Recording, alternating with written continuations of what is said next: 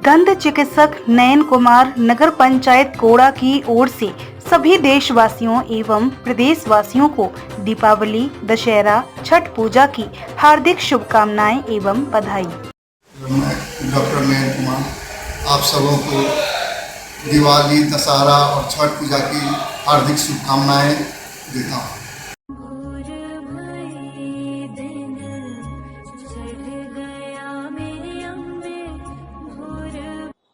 नमस्कार, मैं शालिनी और आप देख रहे हैं नेशनल न्यूज नेटवर्क। आइए नजर डालते हैं आज की बड़ी खबरों पर।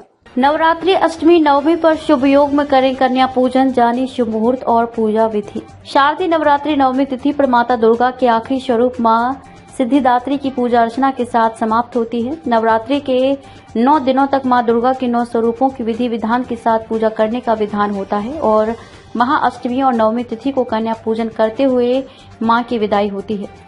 इस साल नवरात्रि पर अष्टमी और नवमी तिथि को लेकर काफी कंफ्यूजन की स्थिति बनी हुई है।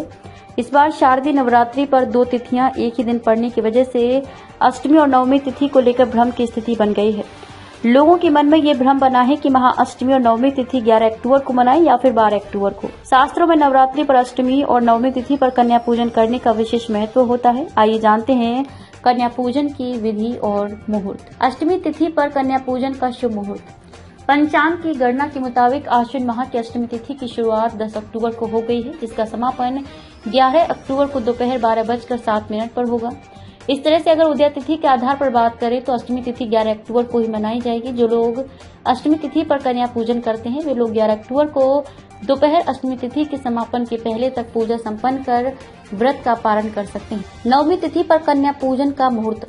नवमी तिथि पर नवरात्रि का समापन हो जाता है। पंचांग के अनुसार आश्विन माह की शुक्ल पक्ष की नवमी तिथि की शुरुआत 11 अक्टूबर को 12:07 पर हो रही है, जो अगले दिन यानी कि 12 अक्टूबर को सुबह 10:59 तक रहेगी। उदय तिथि के अनुसार नवमी तिथि 11 अक्टूबर को ही पड़ रही है। ऐसे में 11 अक्टूबर को नवमी पर कन्या पूजन करें। कन्या पूजन शुभ मुहूर्त। नवरात्रि पर कन्या पूजन का विशेष महत्व होता है। महाअष्टमी पर कन्या पूजन के लिए 11 अक्टूबर को सुबह 7:47 से लेकर 10:41 तक का मुहूर्त है। फिर इसके बाद दोपहर 12:08 से लेकर 1:35 पर कन्या पूजन कर सकते हैं। कन्या पूजन का महत्व। नवरात्रि में व्रत रखने के बाद कन्या पूजन करने से माता रानी प्रसन्न होती हैं, सुख समृद्धि धन संपदा का आशीर्वाद देती हैं। इसके साथ ही कन्या पूजन करने से कुंडली में 9 ग्रहों की स्थिति मजबूत होती है। कन्या पूजन करने से माता की विशेष कृपा प्राप्त होती है। मान्यता है कि बिना कन्या पूजन के नवरात्रि का पूरा फल नहीं मिलता है। कन्या पूजन करने से परिवार के सभी सदस्यों के बीच प्रेम भाव बना रहता है और सभी सदस्यों की तरक्की होती है। 2 वर्ष से लेकर 10 वर्ष तक की कन्या की पूजा करने से व्यक्ति को अलग अलग फलों की प्राप्ति होती है। जैसे कुमारी की पूजा करने से आयु और बल की वृद्धि होती है। त्रिमूर्ति की पूजा करने से धन और वंश वृद्धि। कल्याणी की पूजा से राज सुख विद्या विजय की प्राप्ति होती है।